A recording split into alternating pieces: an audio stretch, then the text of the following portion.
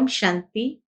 आज 18 जनवरी 2022 के बाबा के अनमोल मधुर महावाक्य सुनेंगे। आज की मुरली में बाबा हम बच्चों को उपराम बनने की प्रेरणा दे रहे हैं और यही कहते, बच्चे शरीर में रहे हैं सिर्फ सर्विस अर्थ, बाकी बुद्धि में लक्ष्य यही रहे कि अब घर जाना है। बहुत प्यार से बाबा को याद करें। जितना प्यार से बाबा को याद करेंगे, बाबा के प्यार की कशिश होगी और सहजता से इस देह और देह की दुनिया से नष्ट मोहा बन जाएंगे। तो सुनते हैं बाबा के अनमोल मधुर महावाक्य। ओम शांति। मीठे बच्चे, सवेरे उठकर बाबा को बहुत प्रेम से याद करो। बाबा को याद करेंगे तो बाबा भी प्यार करेंगे, कशिश होगी। आज की मुरली से पहले गीत बजा है, तुम्हें पाके हमने जहां पा लिया है। ओम शांति। मीठे मीठे बच्चों को बाबा बार बार समझाते हैं, बच्चे अपने को आत्मा समझो। यह शरीर मेरा नहीं है, यह भी खत्म होना है। हमको बाप के पास जाना है। ऐसे ज्ञान की मस्ती में रहने से तुम्हारे में कशिश बहुत आएगी। यह तो जानते हो, यह पुराना चोला छोड़ना है, यहां रहना नहीं है। इस शरीर से ममत्व निकल जाए। इस शरीर में सिर्फ सर्विस के लिए ही है। बाबा कहे, इस शरीर में सिर्फ सर्विस के लिए ही है, इसमें ममत्व नहीं है। बस घर जाए। यह संगम का समय भी पुरुषार्थ के लिए बहुत आवश्यक है। अभी ही समझते हैं, हमने 84 का चक्र लगाया है। बाप कहते हैं, भल धंधा धोरी आदि करो। गृहस्थ व्यवहार में रहते बुद्धि में यह याद रहे कि यह तो सब कुछ खत्म होना है, अब वापस घर जाना है। बाप भी सदैव घर में रहते हैं ना। भल 8 घंटा धंधे आदि में लगाओ, 8 घंटा आराम करो, बाकी समय बेहद के बाप से यह वार्तालाप रू रिहान करो। 8-8 घंटे की बाबा ने हम बच्चों को ये दिनचर्या बना के दी थी, लेकिन अभी तो बाबा कहते हैं निरंतर बाबा की याद में रहे। बाप की श्रीमत है, मीठे बच्चे निरंतर याद की यात्रा पर रहो। जितना याद की यात्रा पर रहेंगे तो तुम्हारी प्रकृति दासी बनेगी। सन्यासी लोग कब मांगते नहीं है, वह योगी तो है ना। निश्चय रहता है कि हमें ब्रह्म में लीन होना है। उनका योग ब्रह्म से है, वो समझते हमें ब्रह्म में लीन होना है। बहुत पक्के रहते हैं। बस हम जाते हैं, ये शरीर छोड़ जाएंगे। सोचते हैं बस हम जाते हैं, ये शरीर भी छोड़ जाएंगे। बड़ी मेहनत करते हैं। भक्ति मार्ग में कई भक्त देवताओं से मिलने के लिए अपना जीव घात भी कर लेते हैं। आत्मघात तो नहीं कहेंगे, वह तो होता नहीं, बाकी जीव घात होता है। तुम बच्चे योग में रहते हो तो जैसे अमर हो। कभी कोई भी ख्याल नहीं आएगा कि कुछ करे, परंतु वह अवस्था मजबूत हो। पहले तो अपने अंदर देखना है कि हमारे में कोई खामी तो नहीं है। खामी नहीं होगी तो सर्विस भी अच्छी कर सकेंगे। फादर शोज सन, सन शोज फादर। बाप ने तुमको लायक बनाया और तुम बच्चों को फिर नए नए को बाप का परिचय देना है। सेवा जरूर करनी है, लेकिन सेवा के साथ साथ स्व उन्नति के लिए हमारी स्मृति भी बहुत श्रेष्ठ हो। बच्चों को बाप ने होशियार कर ही दिया। बाबा जानते हैं बहुत अच्छे अच्छे बच्चे हैं जो सर्विस करके आते हैं। रात दिन यही ख्याल चलता है कि हम इनका जीवन कैसे बनाएं। इससे हमारा जीवन भी उन्नति को पाएगा। नेचुरल है, दूसरे का जीवन बनाने में खुद के जीवन की भी उन्नति होगी। खुशी होती है, हर एक को उमंग रहता है हम अपने गांव वालों का उद्धार करें, अपने हमजिन्स की सेवा करें। बाप भी कहते हैं चैरिटी बिगिंस एट होम। बाप बैठ बच्चों को ही शिक्षा देते हैं कि बच्चे तुमको पहले अपनी उन्नति करनी है। बाप जानते हैं रूहानी कल्प वृक्ष, कल्प पहले मिसल ही है। ये वृक्ष है ना, इनमें सभी सेक्शन है। तुम आगे चल सब साक्षात्कार करेंगे। कैसे सब रहते हैं? सीजरा तो जरूर है ना। बुद्धि भी कहती है वहां से आत्माएं फिर नंबरवार आती है। तो ऊपर परमधाम में सीजरा जरूर है, जहां से आत्माएं फिर नंबरवार आती है। तो बच्चों का विचार सागर मंथन चलना चाहिए कि ऐसे ऐसे सर्विस करें, यह करें। साथ साथ बाप की भी याद रहनी चाहिए। याद से ही उन्नति होती है। बाबा कहेंगे ड्रामा प्लान अनुसार जो पास हुआ वह ठीक है। लाडले बच्चे, आगे चल तुम्हारे में योग बल की ताकत आ जाएगी। फिर तुम किसी को थोड़ा भी समझाएंगे तो झट समझ जाएंगे। जैसे जैसे आत्मा में याद का जौहर भरता जाएगा तो बाबा कहे ताकत आ जाएगी। फिर तुम किसी को थोड़ा भी समझाएंगे तो झट समझ जाएंगे। यह भी ज्ञान बाण है ना। बाण लगता है तो घायल कर देता है। पहले घायल होते हैं फिर बाबा के बनते हैं। तो एकांत में बैठ युक्तियां निकालनी चाहिए। ऐसे नहीं रात को सोया सुबह को उठा, नहीं। सवेरे उठकर बाबा को बहुत प्रेम से याद करना चाहिए। बाबा कैसे नहीं रात को सोया और सुबह को उठा, नहीं।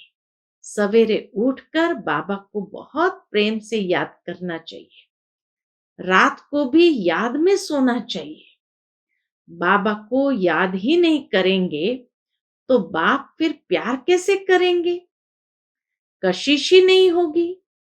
भल बाबा जानते हैं ड्रामा में सब प्रकार के नंबरवार बनने हैं, फिर भी चुप करके बैठ थोड़ी जाएंगे। पुरुषार्थ कराएंगे ना। बच्चों को ड्रामा कह करके ठहर नहीं जाना है, नहीं तो अंत समय में बहुत पछताना पड़ेगा। नाहक मैंने ऐसा किया, माया के वश हो गया। बाप को तो तरस पड़ता है। नहीं सुधरते हैं तो उनकी क्या गति होगी? रोएंगे, पीटेंगे, सजाएं खाएंगे। इसलिए बाप बच्चों को बार बार शिक्षा देते हैं, बच्चे तुम्हें परफेक्ट बनना है। बार बार अपनी चेकिंग करनी है। हर एक बच्चे को अपने से पूछना है, बाप से हमें सब कुछ मिला, फिर किस चीज की मेरे में कमी है, अपने अंदर झांक करके देखना है। जैसे नारद से पूछा ना कि लक्ष्मी को वरने के लायक अपने को समझते हो? बाप भी पूछते हैं, लक्ष्मी को वरने लायक बने हो? क्या क्या खामियां रही हुई है जिसको निकालने का पुरुषार्थ करना है। नए नए बच्चों को भी समझाया जाता है, बताओ तुम्हारे में कोई खामी तो नहीं है, क्योंकि तुम्हें अभी ही परफेक्ट बनना है। कितना बाबा का हम बच्चों के प्रति होना रहता है कि हर बच्चे परफेक्ट हो जाए। बाप आते ही है परफेक्ट बनाने। तो अपने अंदर से पूछो, हम इन लक्ष्मी नारायण जैसे परफेक्ट बने हैं? अगर खामियां हैं तो बाप को बताना चाहिए कि यह खामियां हमारे से निकलती नहीं है। बाबा कहे अगर खामियां है तो बाप को बताना चाहिए कि यह खामियां हमारे से निकलती नहीं है, उसका कोई उपाय बताओ। बीमारी सर्जन द्वारा ही निकल सकती है, तो ईमानदारी से सच्चाई से देखो मेरे में क्या खामी है। खामियां बताएंगे तो बाप राय देंगे। खामियां बहुतों में है, कोई में क्रोध है या लोभ है या फालतू चिंतन है, तो उसको ज्ञान की धारणा हो नहीं सकती। बाप रोज रोज समझाते हैं, वैसे इतना समझाने की दरकार नहीं है, लेकिन ये धारण करने की बातें हैं। 5 विकारों को जीतने की बात अभी की ही है। 5 विकारों को जीतने की बात अभी की ही है। तुम्हारे में कोई वह भूत भटकाने वाले नहीं है। यह जन्म जन्मांतर के भूत 5 विकार अंदर प्रवेश है, जिन्होंने दुखी किया है। काम भूत के लिए तो रोज समझाया जाता है, आंखें बहुत धोखा देती है, इसलिए आत्मा को देखने की प्रैक्टिस अच्छी रीति डालनी चाहिए। मैं आत्मा हूं, यह भी आत्मा है, तुम आत्माएं तो भाई भाई हो ना। तो इस शरीर को नहीं देखना है, हम आत्माएं सब वापस घर जाने वाली है। बाप आए हैं ले जाने के लिए, बाकी यह देखना है हम सर्वगुण संपन्न बने हैं, कौन सा गुण कम है। आत्मा को देख बताया जाता है, इस आत्मा में यह खामी है, तो फिर बैठकर करंट दे कि इनसे यह बीमारी निकल जाए। बाबा कहे जैसे ही पता चलता है तो बाबा भी करंट देता है कि इनसे यह बीमारी निकल जाए। बच्चों को बाबा से बहुत मीठी मीठी बातें करनी चाहिए। बाबा आप ऐसे हो, बाबा आप कितने मीठे हो। तो बाप की याद से, बाप की महिमा करने से यह भूत भागते रहेंगे और तुमको खुशी भी रहेगी। तुम जानते हो कि यह झाड़ बहुत धीरे धीरे वृद्धि को पाता है। माया तो चारों तरफ से घेराव डालती है। माया का परछाया ऐसा पड़ता है जो एकदम गुम हो जाते हैं, बाप का हाथ छोड़ देते हैं। तुम हर एक बच्चे का कनेक्शन बाप के साथ है, बाकी बच्चे तो सब नंबरवार निमित्त है।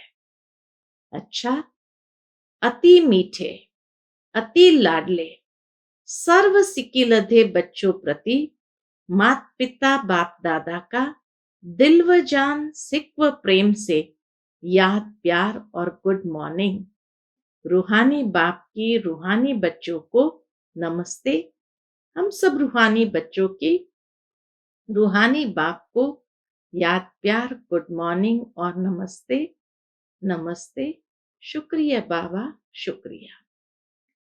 उसके बाद अव्यक्त महावाक्य बाप दादा के हैं, अंतिम सर्विस का अंतिम स्वरूप। ये अव्यक्त मुरली बाप दादा की अंतिम सर्विस का अंतिम स्वरूप। अपने अंतिम स्वरूप का साक्षात्कार होता रहता है, क्योंकि जितना जितना नजदीक आते जाते हैं उतना ऐसे अनुभव होगा जैसे कोई सन्मुख वस्तु दिखाई दे रही है। ऐसे ही अनुभव होगा कि अभी अभी यह बनेंगे। जैसे वृद्ध अवस्था वालों को यह स्मृति रहती है कि अभी वृद्ध हूं, अभी अभी जाकर बच्चा बनूंगा। ऐसे ही अपने अंतिम स्वरूप की स्मृति नहीं, लेकिन सन्मुख स्पष्ट रूप से साक्षात्कार हो। अंतिम स्वरूप की सिर्फ स्मृति नहीं, लेकिन सन्मुख स्पष्ट रूप से साक्षात्कार हो। अभी यह हूं, फिर यह बनूंगा। जैसे शुरू में सुनाते थे कि जब मंजिल पर पहुंच जाएंगे तो ऐसे समझेंगे कि कदम रखने की देरी है। एक पांव रख चुके हैं, दूसरा रखना है, बस इतना अंतर है। तो ऐसे अपनी अंतिम स्टेज की समीपता का अनुभव होता है। पूछते हैं बाबा, ऐसे अपनी अंतिम स्टेज की समीपता का अनुभव होता है? अपरोक्ष स्पष्ट साक्षात्कार होता है। जैसे आईने में अपना रूप स्पष्ट दिखाई देता है, वैसे ही इस नॉलेज के दर्पण में ऐसा ही अपना अंतिम स्वरूप स्पष्ट दिखाई दे। बाबा कहे, नॉलेज के दर्पण में अपना अंतिम स्वरूप स्पष्ट दिखाई दे। जैसे कोई बहुत अच्छा सुंदर चोला सामने रखा हो और मालूम हो कि हमको अभी यह धारण करना है, तो न चाहते हुए भी धारण करने का समय जैसे जैसे नजदीक आता रहेगा तो अटेंशन जाएगा, क्योंकि सामने दिखाई दे रहा है। ऐसे ही अपना अंतिम स्वरूप सामने दिखाई देता है। एक बात के ऊपर बाबा हमारा फोकस खिंचवाते हैं कि जैसे पहले के समय में समझाते थे कि भाई जर्नी से गए तो सामने झाड़ दिखाई देते, फिर सोचते थे अभी उतरे के उतरे, या एक पैर उतार दिया एक पैर अंदर है। इसी तरह कोई सामने वस्त्र रखे हो तो बस ये उतार करके ये वस्त्र पहनना है। तो ऐसे अपना अंतिम स्वरूप और भविष्य स्वरूप दोनों ही इतना स्पष्ट अनुभव होना चाहिए। तो बाबा कहे, ऐसे ही अपना अंतिम स्वरूप सामने दिखाई देता है। उस स्वरूप तरफ अटेंशन जाता है। वह लाइट का स्वरूप कहो व चोला कहो, लाइट ही लाइट दिखाई पड़ेगी। फरिश्तों का स्वरूप क्या होता है? लाइट। देखने वाले भी ऐसे अनुभव करेंगे कि लाइट के वस्त्रधारी है, लाइट ही उन्हों का ताज है, लाइट ही वस्त्र है, लाइट ही इन्हों का श्रृंगार है। जहां भी देखेंगे तो लाइट ही देखेंगे। मस्तक के ऊपर देखेंगे तो लाइट का क्राउन दिखाई पड़ेगा।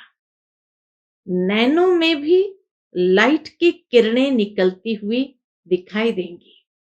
तो ऐसा रूप सामने दिखाई पड़ता है। पहले तो खुद को अनुभव होना चाहिए, तभी दूसरे भी हमसे वह अनुभव करेंगे। क्योंकि माइट रूप अर्थात शक्ति रूप का जो पाठ चलता है वह प्रसिद्ध किससे होगा? लाइट रूप से। इसीलिए लाइट और माइट कहा जाता है। तो बाबा कहे, माइट रूप अर्थात शक्ति रूप का जो पाठ चलता है वह प्रसिद्ध किससे होगा? लाइट रूप से। कोई भी सामने आए तो एक सेकंड में अशरीरी बन जाए, वह लाइट रूप से ही होगा। ऐसा चलता फिरता लाइट हाउस हो जाएंगे जो किसी को भी ये शरीर दिखाई नहीं पड़ेगा। विनाश के समय पेपर में पास होना है तो सर्व परिस्थितियों का सामना करने के लिए लाइट हाउस बनना पड़े। विनाश के समय पेपर में पास होना है तो सर्व परिस्थितियों का सामना करने लिए लाइट हाउस बनना पड़े। चलते फिरते अपना वह रूप अनुभव होना चाहिए। यह प्रैक्टिस करनी है। शरीर बिल्कुल भूल जाए, अगर कोई काम भी करना है, चलना है, बात करनी है, वह भी निमित्त आकारी लाइट का रूप धारण करना है। जैसे पाठ बजाने समय चोला धारण करते हो, कार्य समाप्त हुआ, चोला उतारा। 1 सेकंड में धारण करेंगे, 1 सेकंड में न्यारे हो जाएंगे। जब यह प्रैक्टिस पक्की हो जाएगी, फिर यह कर्म भोग समाप्त होगा। जैसे इंजेक्शन लगाकर दर्द को खत्म कर देते हैं, हठयोगी तो शरीर से न्यारा होने का अभ्यास कराते हैं। ऐसे ही यह स्मृति स्वरूप का इंजेक्शन लगाकर देह की स्मृति से गायब हो जाए। स्वयं भी अपने को लाइट रूप अनुभव करो। मुख्य बाबा कहते हैं, स्वयं को लाइट रूप में देखो, लाइट रूप में अनुभव करो, तो दूसरे भी वही अनुभव करेंगे। अंतिम सर्विस यही है। इससे सारी कारोबार भी लाइट अर्थात हल्की होगी। जो कहावत है ना, पहाड़ भी राई बन जाता है, ऐसे कोई भी कार्य लाइट रूप बनने से हल्का हो जाएगा। बुद्धि लगाने की भी आवश्यकता नहीं रहेगी। हल्के काम में बुद्धि नहीं लगानी पड़ती है। तो इसी लाइट स्वरूप की स्थिति में, इसी लाइट स्वरूप की स्थिति में जो मास्टर जानी जाननहार व मास्टर त्रिकालदर्शी के लक्षण है, वह आ जाते हैं। करे या न करे, यह भी सोचना नहीं पड़ेगा। बुद्धि में वही संकल्प होगा जो यथार्थ करना है। जितना लाइट स्वरूप में स्थित हो जाएंगे, तो जैसे अपने आप त्रिकालदर्शी स्टेज आ जाएगी कि बुद्धि में वही संकल्प होगा जो यथार्थ होगा। सोचना भी नहीं पड़ेगा ये करे या न करे। उस अवस्था के बीच कोई भी कर्म भोग की भासना नहीं रहेगी। लाइट स्वरूप में फायदा दूसरा, बाबा कहे कोई भी कर्म भोग की भासना नहीं रहेगी। जैसे इंजेक्शन के नशे में बोलते हैं, हिलते हैं, सभी कुछ करते भी स्मृति नहीं रहती है। कर रहे हैं, यह स्मृति नहीं रहती है, स्वतः ही होता रहता है। सारा कारोबार जैसे अपने आप ऑटोमेटिक मशीन की तरह होता रहता है। वैसे कर्म भोग व कर्म किसी भी प्रकार का चलता रहेगा, लेकिन स्मृति नहीं रहेगी, वह अपने तरफ आकर्षित नहीं करेगा। ऐसी स्टेज को ही अंतिम स्टेज कहा जाता है। ऐसा अभ्यास होना है। यह स्टेज कितना समीप है, बिल्कुल सन्मुख तक पहुंच गए हैं। पूछते हैं बाबा कि ये स्टेज कितनी समीप महसूस होती है, क्या बिल्कुल सन्मुख तक पहुंच गए हैं? जब चाहे तब लाइट रूप हो जाए, जब चाहे तब शरीर में आए, वह जो कुछ करना हो वह करे। सदा काल व स्थिति एक रस जब तक रहे, तब तक बीच बीच में कुछ समय तो रहे। बाबा कहे जब फाइनल स्टेज आ जाए, तब तक बीच बीच में तो इसका अभ्यास जरूर चलता रहे। फिर ऐसे रहते रहते सदा काल हो जाएगी। जैसे साकार में आकार का अनुभव करते थे ना, ब्रह्मा बाबा साकार में होते आकार का अनुभव करते थे ना, फर्स्ट में रहते भी फरिश्ते का अनुभव करते थे। ऐसी स्टेज तो आनी है ना। शुरू शुरू में बहुतों को ये साक्षात्कार होते थे, लाइट ही लाइट दिखाई देती थी। अपने लाइट के क्राउन के भी अनेक बार साक्षात्कार करते थे। जो आदि में सैंपल था वह अंत में प्रैक्टिकल स्वरूप होगा, संकल्प की सिद्धि का साक्षात्कार होगा। जैसे वाचा से आप डायरेक्शन देती हो ना, वैसे संकल्प से सारी कारोबार चला सकती हो। साइंस की शक्ति से नीचे पृथ्वी के ऊपर तक, नीचे पृथ्वी से ऊपर तक डायरेक्शन लेते रहते हैं, तो क्या श्रेष्ठ संकल्प से कारोबार नहीं चल सकती है? साइंस की शक्ति अगर ये है कि नीचे पृथ्वी से ऊपर जो यान गए हैं उनको डायरेक्शन दे सकते हैं, ले सकते हैं, तो क्या श्रेष्ठ संकल्प से कारोबार नहीं चल सकती है? साइंस ने कॉपी तो साइलेंस से ही की है, तो एग्जाम्पल देने अर्थ पहले से ही स्पष्ट रूप में आपके सामने है। बाबा का एग्जाम्पल देने के लिए वो स्पष्ट रूप में आपके सामने है। कल्प पहले तो आप लोगों ने किया है ना, फिर बोलने की आवश्यकता नहीं।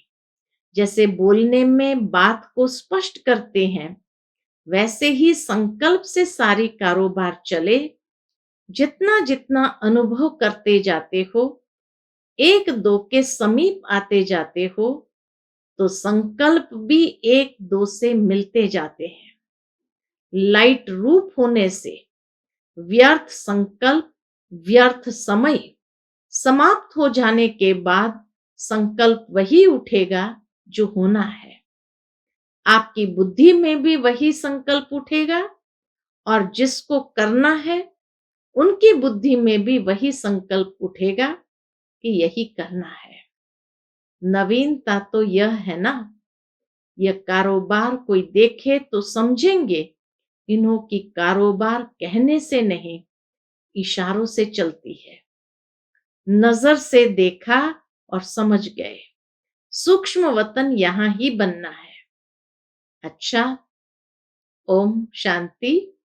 आज का बाप दादा का मधुर वरदान हम बच्चों के प्रति, भुजाओं में समाने और भुजाएं बन सेवा करने वाले ब्रह्मा बाप के स्नेही भव। भुजाओं में समाने और भुजाएं बन सेवा करने वाले ब्रह्मा बाप के स्नेही भव। जो बच्चे बाप स्नेही है वह सदा ब्रह्मा बाप की भुजाओं में समाये रहते हैं। ये ब्रह्मा बाप की भुजाएं ही आप बच्चों की सेफ्टी का साधन है। जो प्यारे स्नेही होते हैं वो सदा भुजाओं में होते हैं। तो सेवा में बाप दादा की भुजाएं हो और रहते हो बाप की भुजाओं में। इन दोनों दृश्य का अनुभव करो कि सेवा में बाप दादा की भुजाएं हैं और रहते हो बाप की भुजाओं में। इन दोनों दृश्य का अनुभव करो। कभी भुजाओं में समा जाओ और कभी भुजाएं बनकर सेवा करो। नशा रहे कि हम भगवान के राइट हैंड है। आज का स्लोगन है, संतुष्टता और प्रसन्नता की विशेषता ही उड़ती कला का अनुभव कराती है। संतुष्टता और प्रसन्नता की विशेषता ही उड़ती कला का अनुभव कराती है।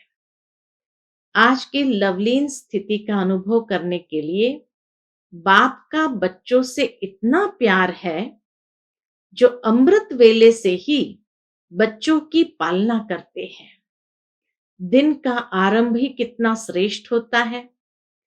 स्वयं भगवान मिलन मनाने के लिए बुलाते हैं, रूह रिहान करते हैं, शक्तियां भरते हैं, बाप की मोहब्बत के गीत आपको उठाते हैं।